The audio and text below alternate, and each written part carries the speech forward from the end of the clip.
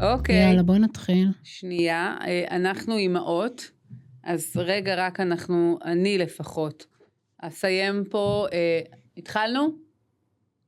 התחלנו. טוב, יאללה. תסיימי את ענייני האימהות ובואי נתקדם. טוב. אז ענייני האימהות הם חלק מהפודקאסט אינטגרלי, זאת אומרת, זה לא איזה משהו שירד בעריכה, להפך. כמו שבדיונים ובישיבות אני נכנסת, אני שמה את הטלפון על השולחן, אני מודיעה גם לשופט או השופטת וגם ללקוחות, הטלפון פה על השולחן, רק כי אני אימא ל4 ילדים, ואם הילדים שלי מתקשרים, אני עונה. אבל רק לילדים אני עונה, חוץ מזה אני לא עונה לאף אחד, כי חשוב לי לכבד את מי שבחדר, אבל הילדים מעל הכל. טוב, רואים את המכנס האדום, היה לי חשוב, כאילו היה איזשהו עניין עם המכנס האדום שיראו אותו. יופי, עכשיו תתקדמי למקום. היה פה עץ, הוציאו אותו, וטוב שכך, כי הוא הציק לי בראש, והזבוב שהיה בפודקאסט הקודם, פינו אותו. גם פינו אותו, אבל מה לא למדנו, אבל מה הושרר בעקבות הפודקאסט הקודם, שאני עקומה, שכל הפודקאסט ישבתי ככה, והעיר לי הבחור מההפקה, החמוד, שאני צריכה להיות ישרה, שזה משהו שמאוד קשה לי, מבחינת יציבה, כאילו בחיים שלי אני מאוד בעלם ישר, אבל תעירי לי אם אני זולגת. אני אעיר לך שזלג. אוקיי? טוב. בואי נדבר רגע על העניין הזה שאת, שואלים אותך בת כמה את תמיד תעגלי כלפי מעלה. באמת, את רוצה לדבר על זה? כן, שנייה, רגע. חלק קטן.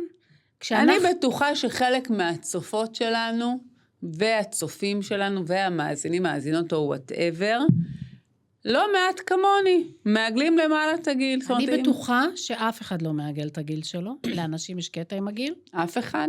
אני בטוחה. איזה קטע יש עם גיל? גיל זה גיל, כאילו לא, מה? אבל ברעיון ההוא, שראיינו אותך, וכששאלנו אותך... רגע, בואי נזכיר, שראיינתם אותי למשרת התמחות. בשנת 2009. נכון. ואני שאלתי אותך בת כמה את, למרות שזו הייתה שאלה קצת שטותית, כי הקורות של החיים שלך היו לפניי, אבל שאלתי, ומסתבר שזו לא הייתה שאלה שטותית, כי את אמרת, נושקת ל40, ואז אני הסתכלתי על הנייר, שהיה לי על השולחן, ואני אומרת לך, איך את נושקת ל40? את בת 33, ואת אמרת לי, תכף 34, וזה נושקת ל40. ואני, מאז, לא מצליחה לשכוח את זה, וגם היום... זה גם חוזר על עצמו. זה חוזר על עצמו. כי תמיד שאנחנו יושבות במסעדה, והמלצרית שואלת אותי בת כמה אני תמיד, נגיד בגיל 47 אמרתי 50, ואת תיקנת, לא, היא לא בת 50, היא בת 47. כי גם בגיל 43 אמרת שאת נושקת ל50. נכון. קודם כל, אני מתה על הזקנה. אני מתה. כמו בצבא, שכאילו את פזמניקית, ואת יכולה כאילו... יש את המשפט, שהיום אני כבר לא אוהבת, אחרי שנים של התנדבות בשיקום נשים בזנות, אז אני פחות אוהבת את הביטוי, אבל פעם אהבתי אותו, שאומר, אני כבר זונה זקנה, עליי אי אפשר לעשות רושם, שום דבר כבר לא מפחיד אותי, I've been places, ואני מתה על זה. אני כבר זונה זקנה. 50 עוד מעט. 49 במרץ, זה עוד מעט 50, סבבה? בסדר, בואי. נכון, גם בגיל 43 אמרתי, אני עוד מעט בת 50. בדיוק, ואני בטוחה שרוב הנשים שכשהן יהיו בנות 49 ו-364 ימים, הן יגידו שהן בנות 49. אני יכולה לשים את הראש שלי על זה. אוקיי, אני אוהבת הזקנה. כפי שאת יודעת, לו הלבן בשערות שלי היה גודל בצורה אחידה, גם לא הייתי צובעת, אבל משום מה, הלבן בשערות, יש לו איזה שיתוף פעולה עם הספרית, כי הוא גודל, רק פה יש לי לבן. רק פה. כאילו, כאן אין לי לבן בכלל כאילו באזורים פה מאחורה, כלום. כאן, כל שבועיים, טק, יוצא כמו שפרח נפתח, אני קמה בבוקר, מגלה שאני לבנה. והאמת היא שגם אין לי זמן, כל פעם הולך לצבוע את השיער, וגם לדעתי זה יפה. זאת אומרת, את יודעת, כאילו, הטבע עושה את זה שאני אהיה לבנה, אז יאללה, בוא נזרום עם הטבע, אבל הטבע לא אחיד כשמדובר בראש שלי, ולכן אני עדיין צובעת. מתה על הזקנה, מתה על הכתמים פה, מתה, אוהב, מה לעשות? יסתכלו עליי כל הפשיניסטיות שבאמת אני מעריצה אתכן, ויגידו, יאללה, היא אוהבת קמטים, אני לא מאמינה. מתה על הקמטים שלי, מתה על הלבן שלי, שאם הוא היה אחיד הייתי משאירה אותו.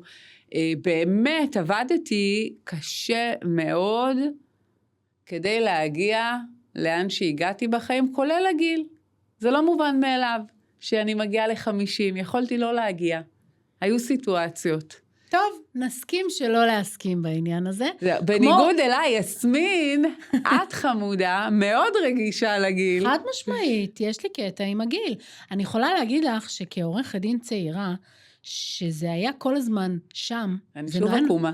נכון, זה היה נורא נוכח שם, כל הסיפור הזה של הייתי באה לבית משפט, והבייבי פייס והבלונד, ותמיד היו מתייחסים עליי כאל המתמחה, אמרתי, טוב, אני אגיע ל5 שנות ניסיון, אז זה טיפה יותר ותק, ואני כבר לא אהיה שם, ועדיין הייתי שם, היו לי 10 שנות ניסיון, והיו שואלים אותי אם אני מתמחה, אמרתי, טוב, אני אגיע לגיל 40, זה כבר וואלה, אני כבר אהיה 15 שנה עורכת דין, יהיה לזה קצת ותק, וזה עדיין לא קרה, היום אני כבר כמעט 20, וזה עדיין לפעמים, אני נופלת בדברים האלה, אבל היום זה כבר לא מעניין אותי, כי אני יודעת שזה לא רלוונטי, וכן, יש קטע עם הגיל, כאילו, אני מורידה את הילדים שלי בבוקר בתיכון, שאני למדתי בו, ולפעמים אני טועה, למה אני לא יורדת איתם בעצמי? בכזה קטע. אז כן, יש קטע עם הגיל, אבל בסדר, הוא שם. מה, כאילו את מפחדת ממה? את מפחדת מזקנה? איזה קטע יש לך עם הגיל? לא עניין של מפחדת, לא בטוחה שכל כך ממהרת להגיע לשם. למה?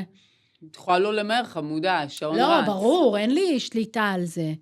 אבל וואלה, יש לי עוד דברים לעשות כצעירה. למה אני צריכה לרוץ לשם? אבל בסדר. אנחנו לא קובעות את הקצב. נכון, אני קובעת את הקצב, כי אני מעגלת למעלה. טוב, אולי זה עניין של שליטה, שאני גם החליט בת כמה אני. אני עם הפרי קונטרול שלי. כן, אולי נצפור לאחור. אפשר להתחיל לספור לאחור, לא? בוא נתחיל. יאללה. גם אופציה. ננסה את הקונספט. בוא נדבר כבר אם אנחנו בעניין הזה של גילאים, ומה מפחיד אותי, מה מפחיד אותך. נדבר על החרדות שהמקצוע מביא. ואחרי זה נעבור לסיפורים מצחיקים שקוראים לנו. בואו נתחיל מזה, שאם היו שמים מצלמות במשרד שלנו, זה כל יום היה יכול לספק חומרים לתוכנית ריאליטי לעונה שלמה, כל יום. חד משמעית. מלקוחות שמגיעים, הטיפוסים שמגיעים, חוקרים פרטיים שבאים לבקר אותנו, ויש להם כל אחד והדמות שלו, סיטואציות בינינו לבין עצמנו, בכל זאת משרד של נשים, יש לא מעט מריבות, משלימות, רבות, אחת הגיעה עצבנית, אחת לא. אחת הורמונלית. כן.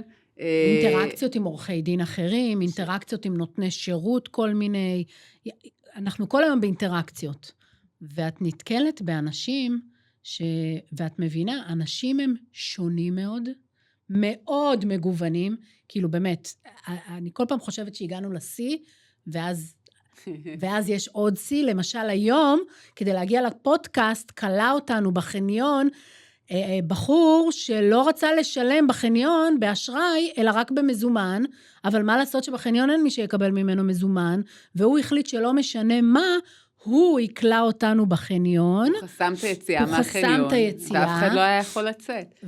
וכשאמרתי לו, תגיד לי, אתה נורמלי? הוא אמר לי, לא, אני מפגר. נכון, והתירוץ שלו היה שהוא מונשם, היה לו באמת איזשהו מכשיר הנשמה כזה, עכשיו כאילו, אנחנו נתקלות באנשים כאלה, שיש בהם את המוזרויות האלה, ועדיין כל פעם מחדש זה מדהים,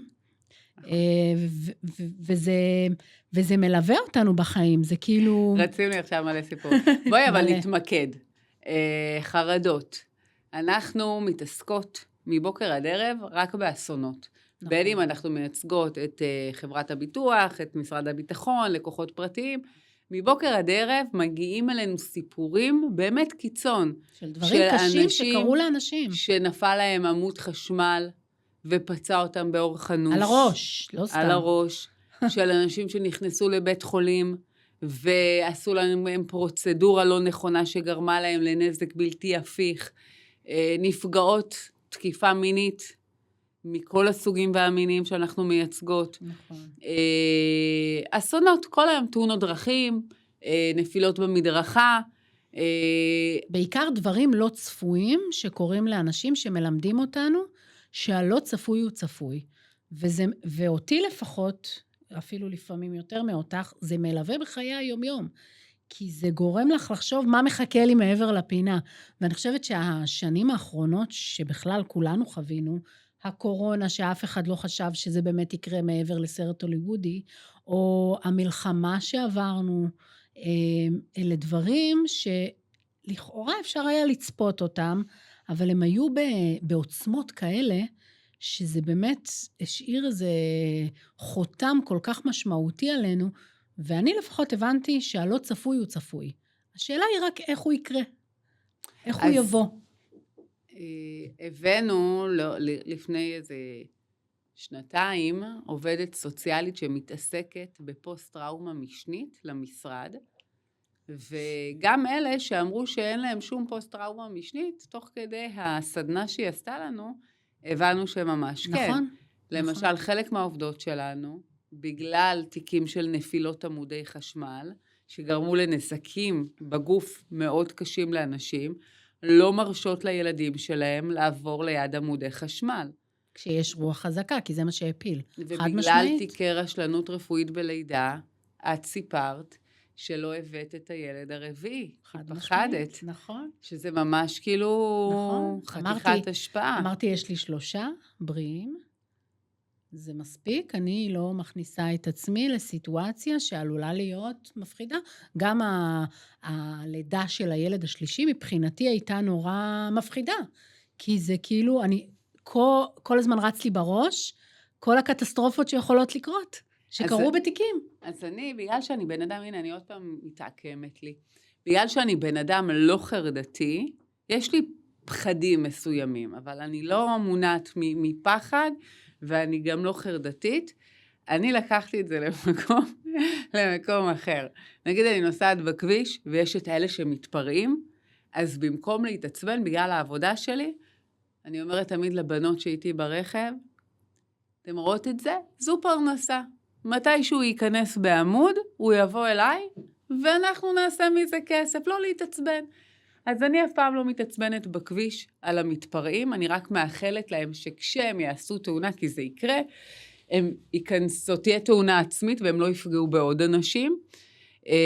פחדים, אני חושבת מהעבודה, כן, הפחד שלי זה להיכנס עם אחד מהילדים שלי לבית חולים. וכשאני יודעת שיכול להיות שאין לי על מי לסמוך שם, כי אליי מגיעים המקרים שלא היה על מי לסמוך, שהבאת את הילד למקום הנכון, לבניין מלא רופאים, ועשית את מה שהיית צריכה לעשות כהורה, והרופאים שמו עלייך פס, ושוב, לרוב זה לא קורה.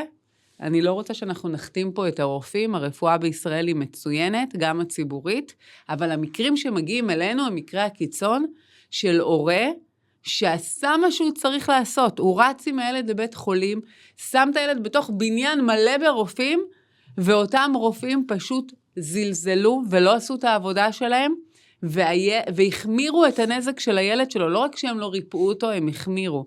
ובואי נספר רגע, שאיך זה מתרגם למציאות. אני אספר, אחד הילדים שלך, אני אספר את זה מהצד שלי, אחד הילדים שלך נקלע לאיזושהי סיטואציה רפואית, והיה צריך להגיע דחוף לבית חולים, זה היה בית חולים מרוחק, ואת לא היית שם, אנחנו היינו כולנו במשרד, והזהיקו אותך, ואת נסעת לשם במהירות. לתל אביב. ואנחנו פתחנו חמ"ל במשרד, ממש חמ"ל.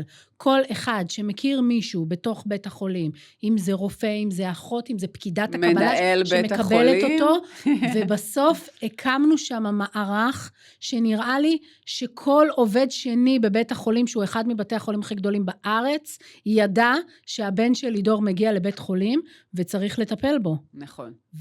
וזה קורה כל הזמן. זה כל הזמן. יש סיטואציות רפואיות, והיו לנו כאלה, אנחנו פנינו לכל העולם ואחותו. כי זו החרדה שלי. נכון. כאילו אנחנו מדברות פה על חרדה, של בוא כולנו. נתמקד. של כולנו.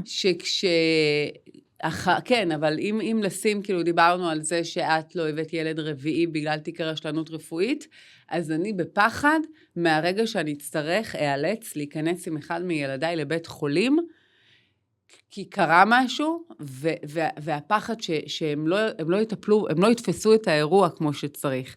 וכמו שסיפרת, הדוגמה הזאת על הבן שלי, שכשהוא הגיע כבר לבית החולים באמבולנס, הוא פשוט היה בשוק מהתשומת לב שהוא קיבל שם, כי חיכה לו שם ארסנל של רופאים, שבאמת היה מיותר. כי לא היה כלום, הוא הרגיש קצת חלש, היה מסוחרר, לא היה פה איזושהי דרמה, חוץ ממה שאני עשיתי, הדרמה שאני הרמתי. ואותו דבר גם קרה כשקרובת משפחה שלי הגיעה לבית חולים, זה היה ברמה שבאיזשהו שלב הרופאה ניגשה אליי, והיא אומרת לי, יש רופא בבית חולים הזה שלא דיברת איתו? כמה רופאים עוד התקשרו אליי? אמרתי לה, גם אם צריך שכולם יתקשרו אלייך, כדי שתתני את הטיפול המיטבי, זה מה שיקרה. וזה מה שקרה בסופו של דבר. כי הבינו שיש פה מישהו שהוא על המשמר, שלא נותן שדברים יפלו בין הכיסאות. כן, כן, אבל מה שאני רוצה שנשים עליו דגש, זה לא על המשמר, זה על החרדה. נכון. אוקיי? כי מי שלא מגיע אליו הסיפורים היוצאי דופן, שבהם פציינט נופל בין הכיסאות, וזה יכול אפילו להביא למותו, או לנזק בלתי הפיך, אין לו את החרדה הזו שלנו יש, כי אנחנו כל היום שומעות רק את זה. זאת אומרת, מה שהאחרים לא יודעים עליו בכלל, לא מזיק להם. זה הדבר שאנחנו שומעות לפחות פעמיים ביום. זאת אומרת, אני ואת מקבלות טלפונים כל היום, או נכנסות לפגישות עם אנשים, שהמערכת הרפואית כשלה מלתפוס את הסיטואציה שלהם, כמו שצריך. וזו החרדה שלי. זאת אומרת, שלי מצטרפת לזה. טוב, כי את חרדתית. זה גם וגם. כי את חרדתית. לא, אני לא חרדתית. זה תופס אותי רק בענייני עבודה. זה תופס אותי רק בעניין. מאמי, את חרדתית. לא, אני לא. את חרדתית. יש לך מלא חרדות. רק כאלה שקשורות לדברים של העבודה. שזה בערך כל אסון אפשרי לגלקסיה. אין מה לעשות שקורים אסונות, וראינו הרבה אסונות שקורים ללקוחות, אבל זה בעיקר בעניינים פיזיים ורפואיים, אין לי חרדות אחרות. אין לי חרדה עכשיו אם יהיה פה ג'וק, אני זאת שירוץ להרוג אותו, או אם את מבינה, אין לי חרדות אני לא מפחדת מהחושך, אני לא מפחדת כאילו אני מפחדת מדברים שאני רואה ביום יום. לא מפחדת מג'וקים? לא, ממש לא. מי הורג אצלכם בבית ג'וקים? אם יש ג'וק?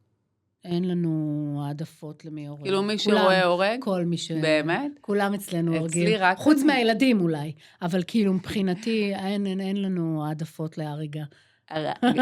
אני לא מפחדת משום חיה.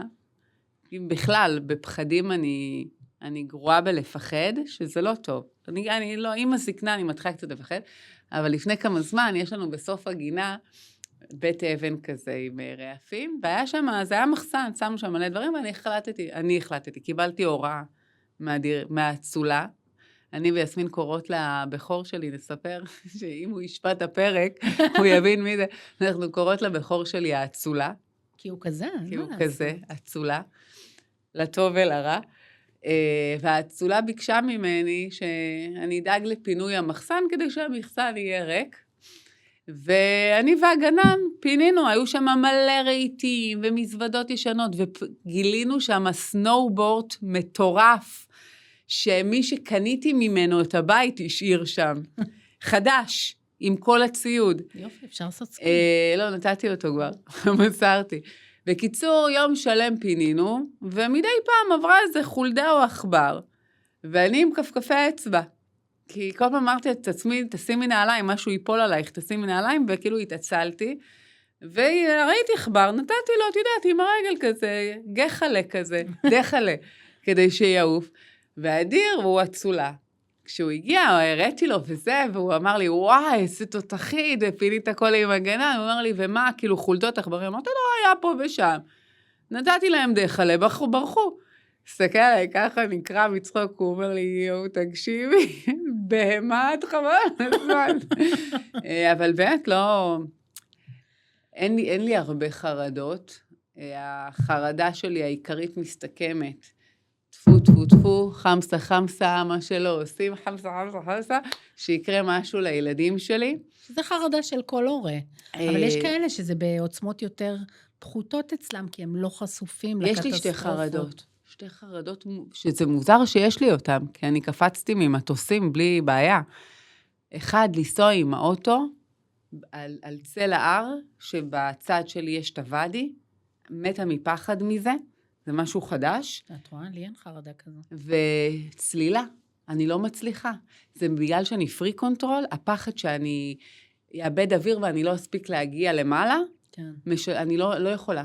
רק בגלל שאני אימא, אבל כאילו המחשבה שאני אשאיר את הילדים שלי לבד, אני לא כאילו אני צוללת, אבל במרחק כזה שאני יכולה להספיק, כאילו אם ייגמר לי אוויר, לעלות למעלה. לא מעבר, לא נכנסת לעומקים.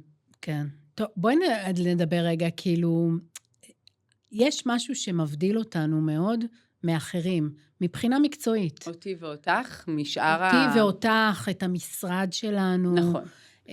קודם כל, אני חושבת, רגע, אני מתפרצת, שזה המקום להגיד, שזה לא רק אני ואת אומרות, זה גם שופטים.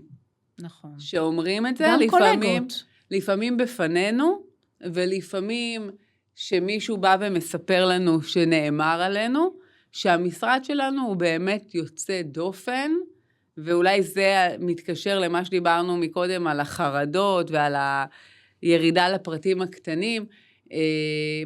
יש משהו שמייחד את המשרד שלנו, אני חושבת אפילו ברמה הארצית, לפחות בנישה של הנזקי גוף. והוא? בסוף את חשבת על משהו אחר ממני. לא, אנחנו חושבות על אותו דבר. אצלנו יש עניין שהוא גם מושרש מנומי שהקים את המשרד בשנת 78, וכולנו למדנו על ברכיה נקרא לזה, בואי ניתן רגע לנומי. נומי באמת הקימה את המשרד בשנת 78. כולנו גדלנו על ברכיה, ומה שחשוב לי לציין שנומי היא בית ספר מופלא וייחודי מסוגו, להגינות, יושרה ויסודיות. זאת אומרת, הבית ספר שלנו לימד אותנו לנצח, אבל בדרך הנכונה, ההגונה, הישרה, ותמיד והמקצועית. סופר מקצועית ברמת המחלת נפש, ואנחנו חולות נפש. נכון. זאת אומרת, אין פסק דין שלא נקרא את כולו, אין מסמך שיצא מהמשרד ברמת המסמך של 4 מילים. שלא יעבור דרכנו. יש לנו עורכות דין של 20 שנה, של 8 שנים, של 2 של 5 שנים, אף אחת לא מוציאה ולו מכתב של שורה, שלא עובר דרכנו. ואנחנו גם נתקן אותו. סתם כי אנחנו קנאיות לסגנון שלנו.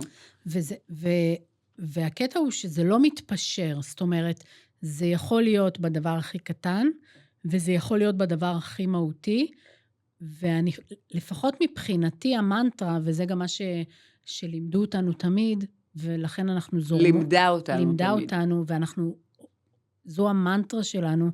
כשאני מגיעה לדיון בבית משפט, אני רוצה וצריכה להיות זאת שהכי בקיאה בתיק, ויודעת את הפרטים הכי טוב. גם אם אני נתבעת... היה כבר את השופט שאמר לך, נכון. את לא מפסיקה להפתיע אותי. נכון. גם אם אני נתבעת, וגם אם אני תובעת, אם אני נתבעת שמייצגת את חברת הביטוח, אני ארצה לדעת את התיק יותר טוב ממי שמייצג את התובע, שאמור לדעת לכאורה הכי טוב, וגם השופט שאמור ללמוד את התיק ולדעת אותו, כי זו המדיניות שלנו, ככה אנחנו עובדות, ככה אנחנו גם מלמדות את העורכות דין היותר צעירות, וגם את הצוות של המזכירות והסטודנטיות, כל מי שעובד אצלנו, זה לא רק עורכות דין, ואנחנו לא מתפשרות על זה, וזה לוקח יותר זמן, ויש לזה מחירים, אנחנו רואות את זה מעולה, סליחה שאני קוטעת אותך, אני אעשה את זה הרבה. אני רגילה. אנחנו רואות את זה כשאנחנו מקבלות עורכת דין ממשרדים אחרים.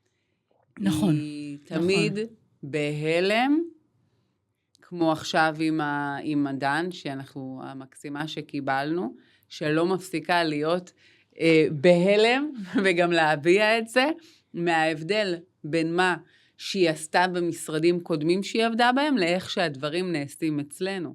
אם דיברת על איך להגיע מוכנה לבית משפט, אותו דבר לוועדה רפואית. אמנם ועדה רפואית, זה יכולה להסתכם ב5 דקות, 10 דקות, אנחנו נכין את עצמנו לוועדה הזאת, יומיים לפני, נכין את החומר הרפואי. איזה יומיים לפני? התיק קודם כל נבנה חודשים בצורה אסטרטגית שנקבעת מראש, יחד עם הלקוח שיוצא מהפגישה מאצלנו, היא ממש מפה. שיעורי בית. מפה. אני אומרת, אני עכשיו בונה לך מפה, מרגע זה, איך אנחנו מגיעים מכאן לתוצאה שאני רוצה, שהיא 100% הכסף שאני יכולה להוציא לך. אתה עושה א', ב', ג', ד', אתה לא נכנס לשום רופא בחיים, גם לא לרופא משפחה, גם לא לחדר אחות, בלי לדבר איתי לפני, לא כי אני מדריכה אותך לשקר, אלא כי אני רוצה שביחד נדייק את מה שחשוב להגיד מכל הדברים שאתה סובל מהם. מה חשוב להדגיש ואיך חשוב להציג את זה. ומה לא צריך להגיד, כי זה לפעמים ממסך את מה שחשוב. בדיוק. אז אנחנו מגיעות לוועדה, אחרי שמשך כמה חודשים, הלכנו במפה שאני בניתי בפגישה הראשונה, הלקוחה, עושים את כל הבדיקות שהיה צריך לעשות, עושים את כל הפעולות שהיה צריך לעשות, ואז לפני ועדה, אנחנו יושבות על התיק במחלקת ועדות רפואיות במשרד, ופשוט עושות ציור מוחות על התיק, עושות סימולציה, איך להציג את הדברים בפני הוועדה, מכינות את המסמכים שאנחנו יודעות שיקלו על הוועדה לקבוע את מה שאנחנו רוצות, 0 שקרים, 0 מניפולציה, ותמיד מגיעות לתוצאה המקסימלית, וזה בדיוק מה שנעמי לימדה אותנו. זה ממש ללכת לפי הדבר הזה, כנר לרגלינו. אין צורך, באמת, לפעמים את רואה עורכי דין, מגיעים, משקרים, עושים מניפולציות, משתוללים, מיותר. לא רק שאין צורך בזה, לא רק שאין צורך בזה, זה בסוף גם מפיל אותם. ברור. וזה יכול לא לקרות ברגע הראשון. מתישהו זה היה קורה. זה מפיל אותם, אולי לא בהתחלה, אולי לא באמצע, אבל מתישהו הדברים מתגלים, ולא צריך לפעול בתיק מתוך כוונה שהצד השני לא מבין על מה שהוא עושה. לא, אנחנו לא עושות את זה לא כטובות, לא כנתבעים, אנחנו נותנות קרדיט מלא לצד השני, ועושות את המקסימום שאנחנו יודעות ויכולות, ולא יוצאת מתוך נקודת הנחה שבצד השני יש מי שלא מבין. מבחינתנו הצד השני מבין לא פחות מאיתנו. אנחנו נותנות ללקוח שלנו את הכי טוב שאפשר לתת. וזו הסיבה. הכי טוב והכי יסודי. ששופטים מדברים על זה. שמשרד לוי אפרת הוא רמה אחרת. כי אני חושבת שמה שיותר בונה את המוניטין הזה שלנו בפני השופטים, זה גם המקצועיות, הפרקטיות והיושרה וההגינות. כי כשאת לא משקרת, את גם יכולה להיות פרקטית. כי אם השופט אומר לי, הגשת תביעה לביטוח לאומי, והוא דחה אותך, בואי תפני לביטוח לאומי עוד פעם, כי אני רוצה שהוא גם יראה את א', ב', ג', ואז בואו נראה מה ביטוח לאומי קבע, ואני אומרת לשופט, אין שום בעיה, מיותר. אני כבר אגיד לאדוני, שביטוח לאומי לא ישנה את החלטתו, אבל אם השופט רוצה, אני עושה את זה, ואז בגלל שאין לך מה להסתיר, ובגלל שבנית חזק את התיק, את פונה עוד פעם לביטוח לאומי, או כל הצעה אחרת שיש לשופט, ואז מסתבר שצדקת גם, כן? ובדיוק כמו שקרה לי היום, והשופט רשם בהחלטה, תודה, נקודה. זו הייתה ההחלטה. ראיתי, תודה. ברגע שהתיק בנוי בצורה איכותית ויציבה, אין לך ממה לפחד. נכון. ואז את נכנסת לאולם, גם בביטחון, וגם יותר גמישה, לכל דבר שהשופט יציע, ואז את מראה לו, אין לי מה להסתיר. אתה רוצה שננהל ככה? מעולה. ככה, מה שתציע, אני מסכימה מבחינת האופן של ניהול התיק, כי אני יודעת בתוכי, שאי אפשר להפתיע אותי, ואני אגיע לתוצאה לא משנה מה. לא משנה איזה דרך השופט יבחר. וכשאתה מגיע ושיקרת, ולא עשית את הדברים כמו שצריך, או אפילו לא שיקרת, פשוט לא בנית את התיק, לא בנית את המפה הזאת שדיברנו. אז אתה מסתבך בדרך. נכון. אתה מסתבך. ואז אתה נכנס לאולם חסר ביטחון, ואז גם אתה מפחד לזוז קדימה, ואתה פחות גמיש, ואתה מתבצר באיזושהי עמדה, ובסוף הלקוח מפסיד. נכון. גם אם הלקוח לא יודע. נכון, והם הרבה פעמים לא יודעים, כי לקוחות מבחינה מקצועית, אין להם את הידע ואת הניסיון ואת הכלים לדעת. הרבה פעמים אנשים אומרים לי, בתביעה כזו וכזו, ראיתי כתבה בעיתון שהעורך דין הוציא 1,000,000 שקל. ואני תמיד אומרת להם, ואיך אתם יש לכם את הכלים להעריך? האם התביעה הזו שהוציא 1,000,000 שקל, היא בכלל שווה 2 או 3 מיליון? אל תתרשמו מהמספרים. לפעמים המספרים מתעתעים. צריך להבין את התיק, צריך להבין את הנתונים, כל דבר לגופו. זו העצה שלי לאנשים. כי תמיד אומרים, הסבתא שלי של הדודה שלי, הוא רק היה לו שבר קטן בזרת וקיבל 1,000,000 שקל. אבל אנחנו כמייצגות של חברות ביטוח יודעות שאין חיות כאלה. וזו הבעיה. ופה גם אנחנו, בגלל שאנחנו על שני המתרסים, אנחנו רואות את זה הרבה. הרבה פעמים את רואה עורכי דין, ולא שאני רוצה חלילה לדבר שרה בקולגות שלנו, אבל כן, מוציאים סכום מכובד, נגיד, להשיג ללקוח 400,000 שקל, הלקוח יכול לצאת שמח וטוב לבב, 400,000 שקל זה הרבה כסף, אבל אני ואת יודעות שהוא היה יכול לקבל גם 1,200,000 אם העורך דין היה עושה את העבודה כמו שצריך. זה בתיקים שאנחנו מייצגות את חברות הביטוח. נכון. ולא פעם אנחנו רואות את זה. עכשיו, אין ללקוחות דרך לדעת. לקוח שקיבל 500,000 והוא מבסוט עד השמיים, לעולם לא ידע שאם התיק היה אצלנו, למרות שאי אפשר, כי אנחנו הצגנו במקרה כזה את חברת הביטוח, יכול להיות שהוא היה מקבל 1,000,000, 1,200,000, 1,500,000, נתקעתי על 1,200,000, כי יש לי פשוט מקרה כזה בראש. ולכן יש חשיבות רבה לראות עם מי אתה צועד את הדרך. נכון. חשוב אז מאוד. איך יודעים אם את אצל העורך דין הנכון? אני אגיד לך. עורכת הדין הנכונה. שואלים אותי הרבה פעמים, ואני אומרת לאנשים, אני אומרת לכם את זה לא בהכרח כדי שתבואו אלינו, יש הרבה עורכי דין טובים, אבל גם יש הרבה עורכי דין שאני לא בטוחה שהייתי בוחרת בהם.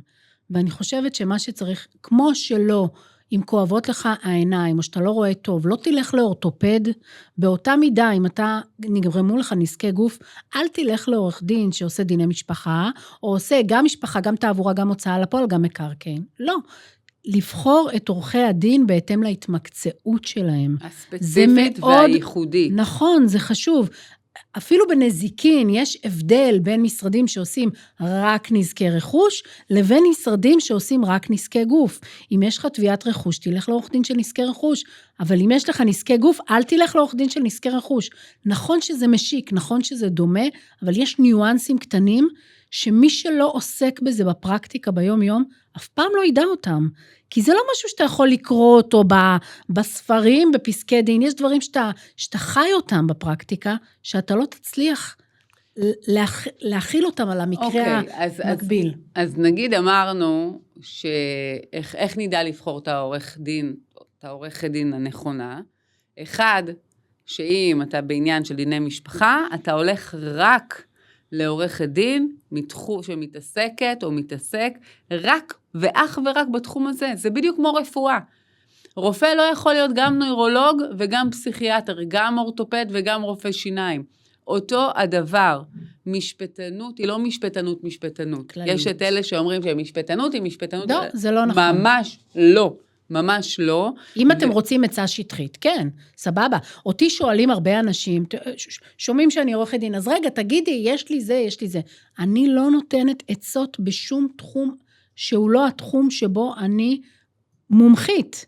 אני לא אתן, כי אני לא יודעת. נכון, למדתי גם דיני מקרקעין, גם דיני משפחה, גם זה. לפני 20 שנה. לפני 20 שנה. אני באמת לא מבינה בדברים האלה. נכון. תשאלו מי שכן. נכון, ולכן עצה ראשונה, זה קודם כל ללכת למשרד שמתעסק אך ורק בתחום שאתם רוצים ייעוץ בו. נכון. כי ככל שהוא מתעסק רק בזה, הוא גם ככה יותר מיומן, מנוסה ובקי במטריה המשפטית. דבר שני, אל תלכו דווקא לאלה שנראה לכם שעושים מלא רעש וצלצולים, ואולי קצת אלימים בשפת הגוף שלהם, יש את כל העורכי דין האלה שאנחנו רואים אותם בוועדות וגם בבתי משפט, שכאילו ליד הלקוח שלהם הם פתאום נהיים יותר גסים ויותר אלימים גם בשפת הגוף שלהם. קודם כל, בן אדם אם הוא אלים מילולית, ובשפת הגוף שלו זה רוחבית. מתישהו זה גם יהיה כלפיך. זה יגיע ללקוח, ברור. דבר שני, זה גם לא בהכרח מוערך בבתי המשפט. מי שעושה הרבה יותר... זה בהכרח לא מוערך בדיוק, בבית משפט. לא מי שעושה יותר רוח ורעש וצלצולים, הוא זה שיקבלו את הטענות שלו. לא, מי שיהיה יותר מקצועי, יותר יסודי, ייתן את הטענות הנכונות יותר. זה מי שיקבלו את הטיעונים שלו. בבית משפט רעש לא תופס. נכון, אני חושבת שיש גם לא בוועדות הרפואיות. נכון, בוועדות הרפואיות על אחת כמה וכמה, למרות שאני חייבת להגיד שאני לא פעם מוצאת את עצמי בחיכוך לא נעים עם הרופאים בוועדות, אבל כשזה קורה זה לרוב חלק מהאסטרטגיה, ולא נרחיב על זה כאן. אבל גם פה, כמו בחיים, לסמוך על תחושת הבטן, לא ללכת דווקא על זה שהוא יותר ככה רועש או רועשת, אלים או אלימה בשפת הגוף שלהם. ואפשר לבקש המלצות, זה לא מילה גסה המלצות. אם הלכת לעורך דין, והוא מצוחן בעיניך, אבל אתה לא סגור על זה, תשאל אותו אם אפשר להמליץ, אם הוא יכול להפנות אותך ללקוח. באמת? נכון שיש תקשיבי, כן, לא, יש חיסיון. לא, רגע, אני רוצה... לא, עזבי את החיסיון.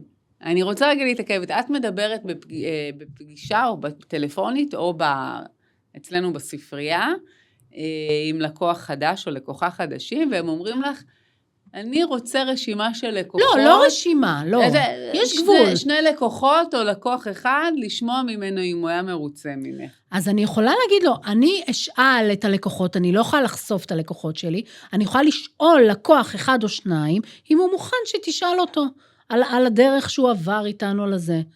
כן, זו אופציה, למה לא? למה? במה זה שונה מכל דבר אחר? למה?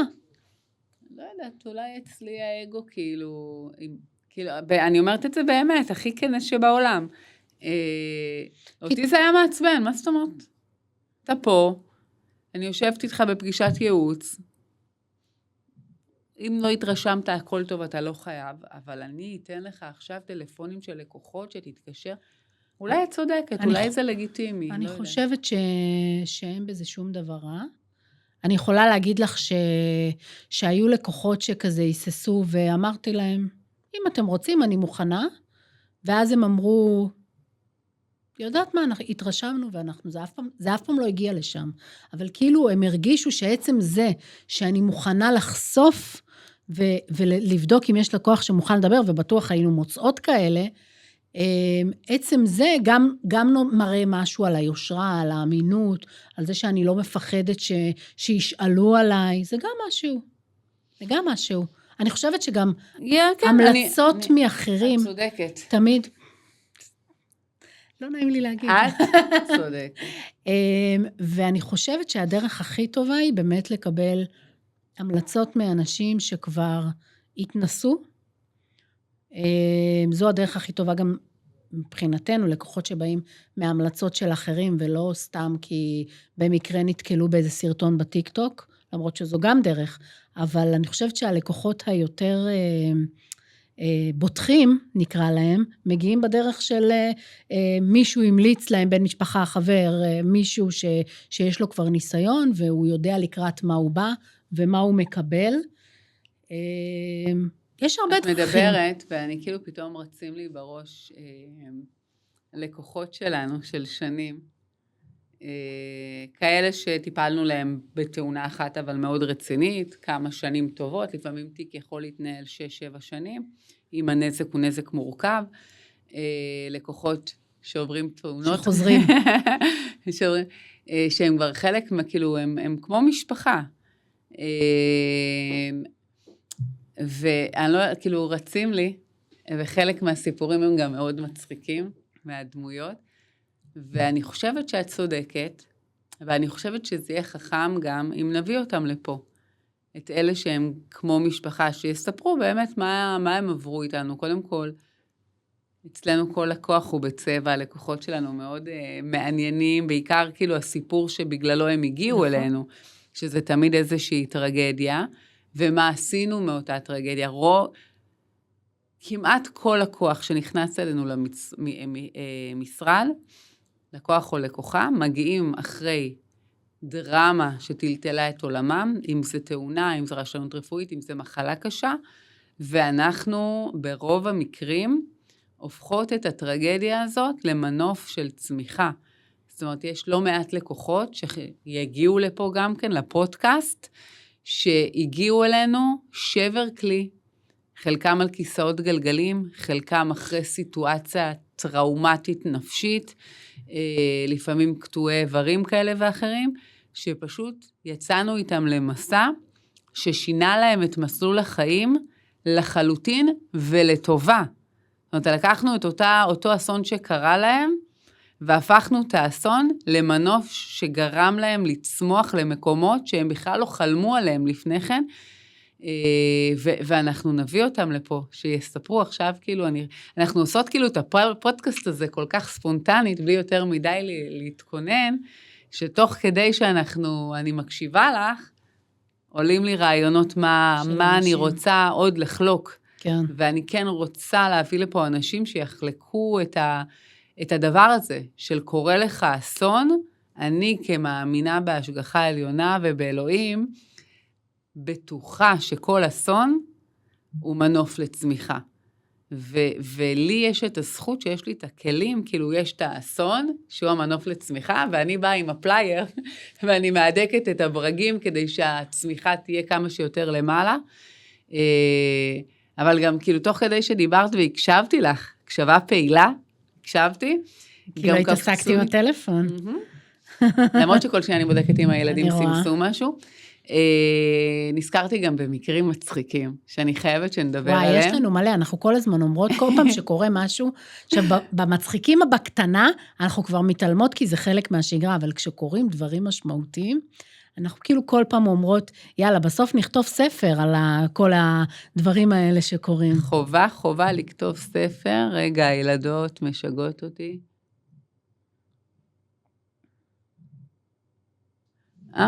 רגע, זו הבת שלי. בקיצור, אז מקרים מצחיקים שקרו לנו.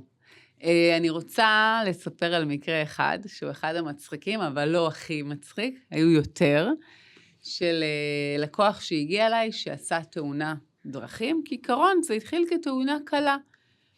התחיל לו כאב מפושט, התפשט, בסוף זה נהיה פיברומיאלגיה, וסביב התאונת דרכים, והפיברומיאלגיה הוא פיתח גם נזק נפשי, והמצב הנפשי שלו הלך והידרדר עד כדי כך שהוא התחיל להזות, והוא החליט שכל הנזק שלו הוא כתוצאה מאירוע שהוא דמיין בראש, ושלא קרתה לו שום תאונה.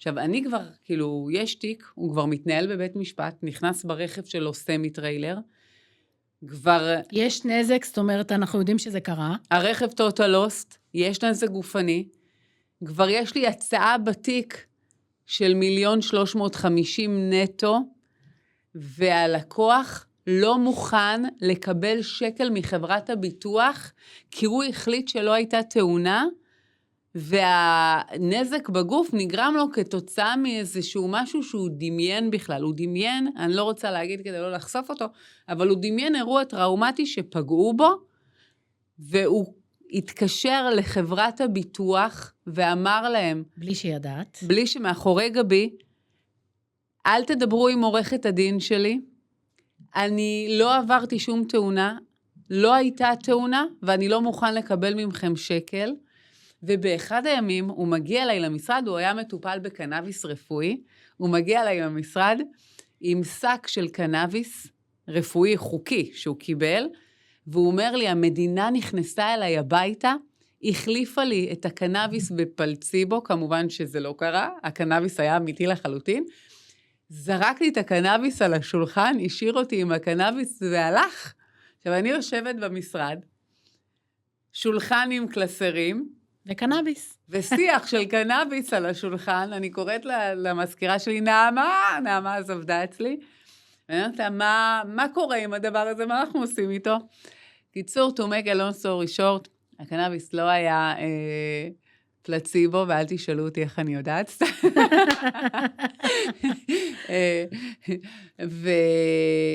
ואותו לקוח, סירב לקבל את הכסף, הייתי צריכה להגיע לבית משפט, להסביר את זה לשופט, התביעה נמחקה, והלקוח העביר לי לחשבון, סכום לא מבוטל של כמה עשרות אלפי שקלים, שכר טרחה, מבלי שהוא עצמו קיבל שקל. רק כי הוא האמין שהתאונה לא קרתה. ובכל זאת, הוא העביר לי 60, הנה אני אגיד את הסכום, 60,000 שקל הוא העביר לי שכר טרחה לחשבון. וזה תיק של מקרה קיצוני, אבל היו לנו גם קיצוניים מזה. היו לנו קיצוניים מזה. היה את זה שהשאיר לי שיניים על השולחן והלך, כי הוא התעצבן על קופת חולים שלא משתתפת בטיפולים, אז הוא פשוט הוציא את השיניים, שם על השולחן, אחרי שהוא הוציא את הקיטור, והלך. גם לי היה אחד כזה שהוריד את השיניים, כדי להראות לי שהוא מדביק אותם עם דבק 3 שניות כזה, ואז הוא הוציא את הדבק מהכיס כדי להחזיר את השיניים, בעודי יושבת איתו בפגישה, או לקוח שרצה להראות לי שמאז התאונה הוא עושה שימוש בחיתול, אז באמצע חדר הישיבות שלנו, הוא פשוט הוריד את המכנסיים כדי להראות לי שהוא עם חיתול. זה רגיל, אני כאילו מגיעה ללקוחות הביתה, לא פעם הלקוח יושב עם חיתול, רק עם חיתול, על הספה שלו, וככה מתנהלת הפגישה.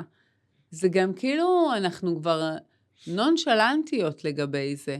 זאת אומרת, אין משהו שיכול להגעיל אותי או להביך אותי.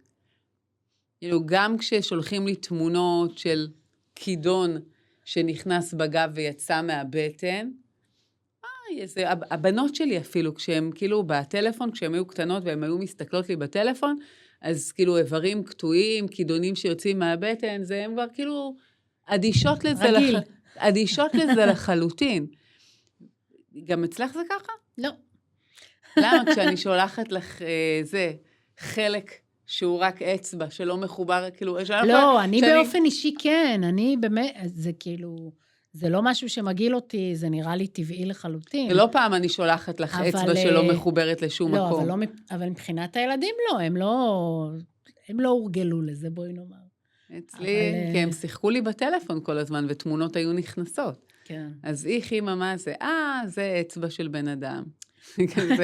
אבל כל מיני סיטואציות גם מצחיקות בוועדות רפואיות, על זה אפשר לכתוב 2 ספרים ולא אחד.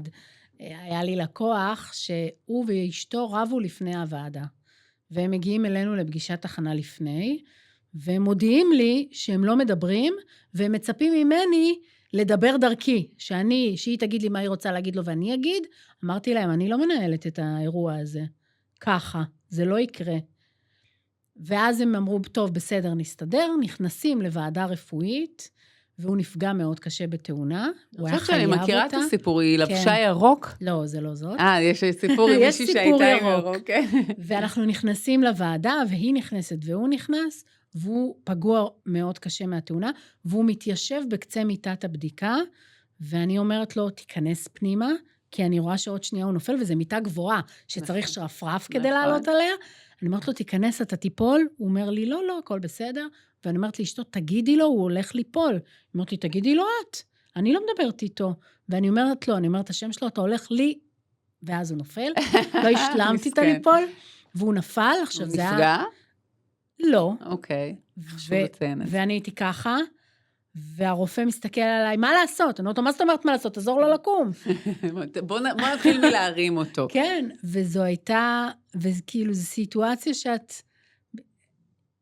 את לא יודעת מה לעשות איתה, אני לא באנו כדי להרים לקוחות מהרצפה, אבל אם צריך אנחנו גם עושות את זה. אני נועלת להם את הנעליים, גם בוועדות, חולצת להם, עוזרת להם להתלבש.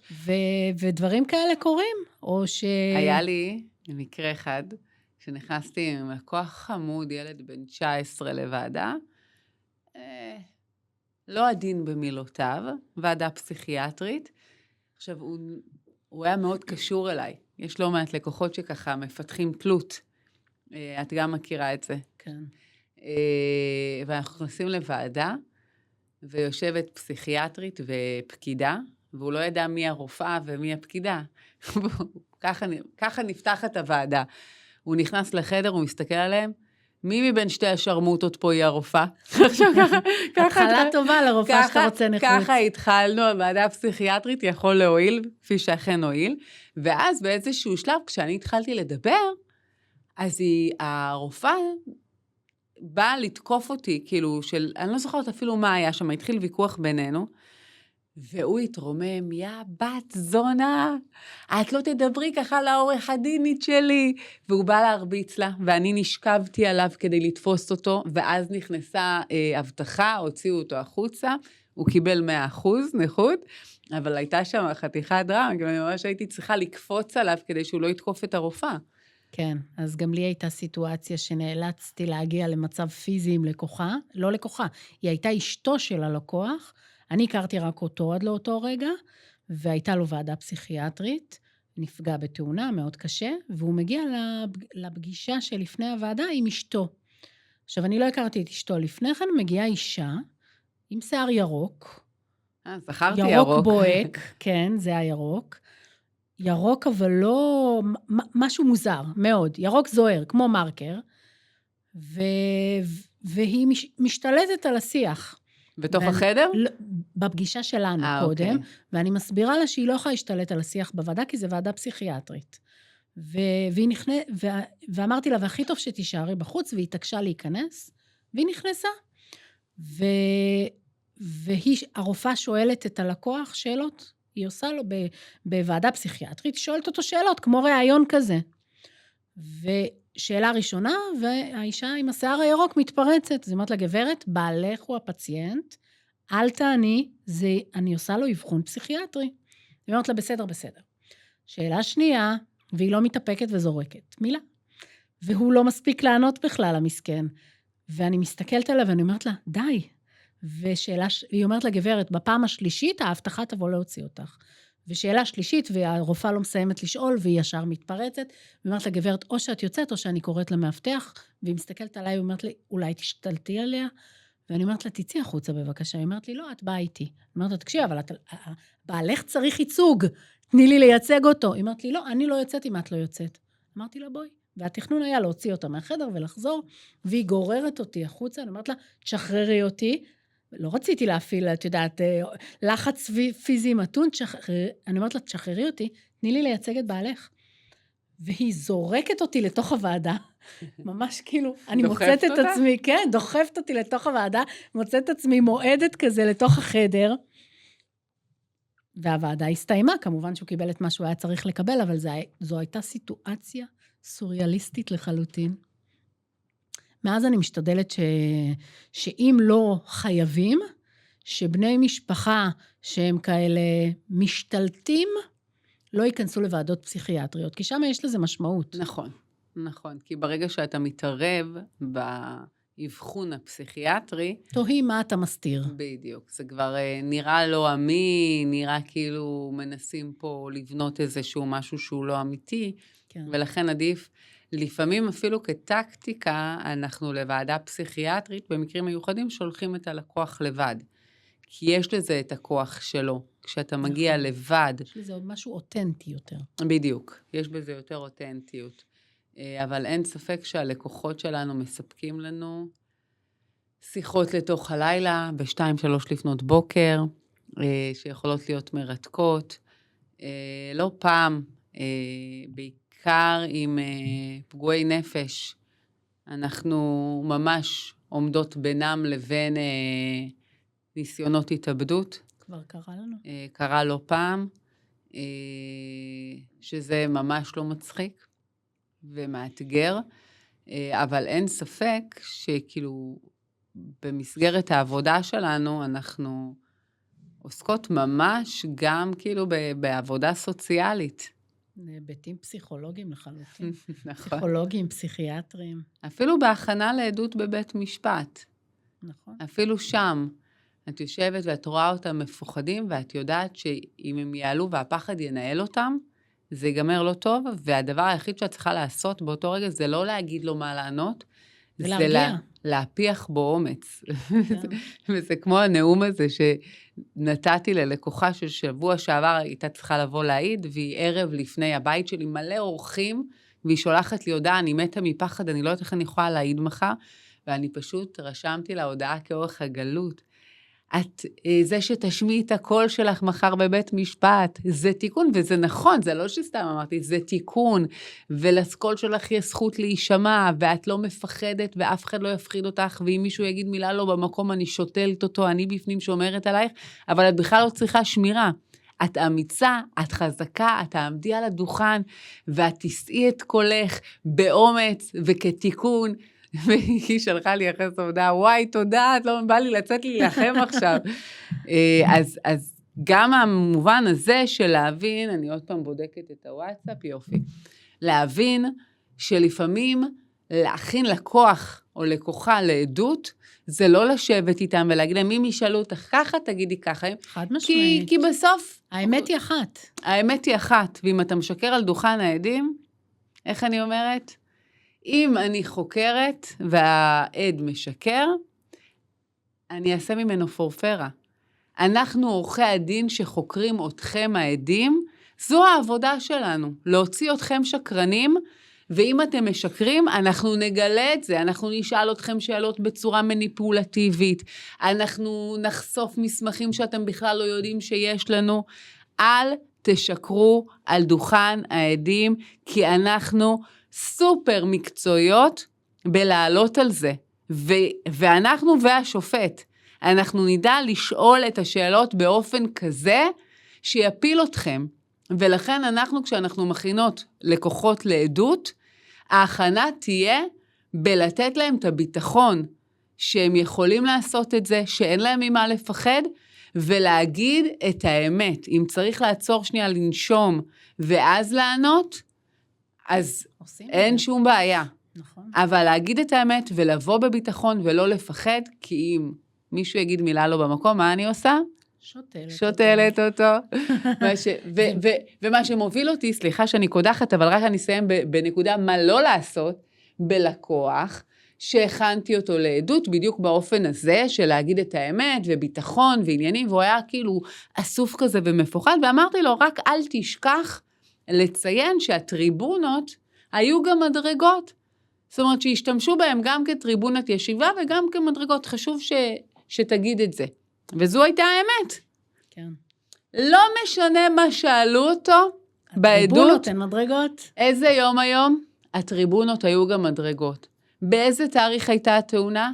הטריבונות היו כבר באיזשהו שלב השופטת, שהיא סופר סבלנית דווקא על השולחן, ואמרה לו, אם עוד פעם אחת אתה אומר שהטריבונות היו גם מדרגות, אני מוציאה אותך מהעולם והעדות שלך נגמרת.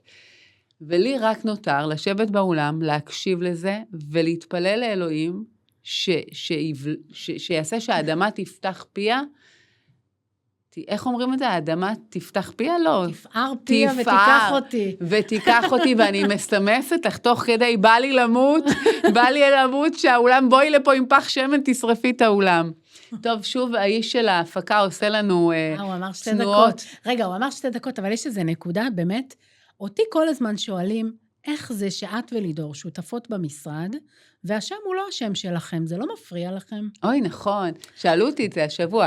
אז לא רק שלא מפריע לנו, השם הוא השם של נעמי לוי, והשם הזה הוא הברקה של המשרד, ולמרות שאת גודיס דרור, אני קוראת לך גודיס מאמי, אבל גודיס דרור, ואני לידור איתה פוגל אורן, כל השמות האלה הם לא חלק משם המשרד, כי אנחנו נכנסנו לתוך מסורת עתיקה של שנים, שאנחנו סופר מכבדות ומעריכות, וזה הברקה, זה השם של המשרד לנצח נצחים. וזה גם לא כזה משנה, זאת אומרת, אנחנו לא בקטע של, הנה שהשם שלי יופיע בלוגו, את זוכרת מה עניתי לך שהתמזגנו, התקשרת אליי ואמרת לי, תקשיבי, אני בונה את הלוגו מחדש יחד עם השם שלך, איפה את רוצה שאני אשים אותו? רק בתחתית, לא בשם המשרד. כן, ואז אמרתי לך, מצידי תשימי את זה מאחורי העמוד, ממש לא מעניין אותי. נכון, כי זה לא הקטע שלנו, זה כמו,